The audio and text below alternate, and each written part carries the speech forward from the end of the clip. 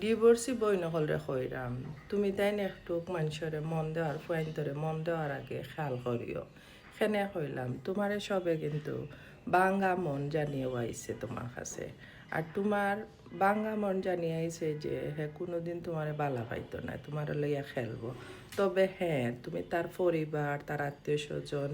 তার মা বাপের লগে যদি আগে থেকে তোমার মা বাপে মাতিয়া থাকেন সুন্দরভাবে পারিবারিকভাবে হয় তো এই জিনিসটা সুন্দর হয় আর তুমি যদি ডিভোর্সই শুনিয়া তুমি টাকা পয়সা দিয়া তার লগে যাওয়ার ব্যবস্থা করো আর তার বউ হুরুতা সপ্তাহ আছে জানো এর বাদেও যদি তুমি গিয়া ও বিপদর সম্মুখীন হও তাইলে তোমার জীবন সুন্দর হইতো না নষ্ট হইব তোমারে মানুষে আরও গালাগালি করব এর লাগি হইল মা বাপর কথা শুনিয়া একবার যেহেতু তোমার ডিভোর্স হয়ে গেছে তাইলে তুমি এখন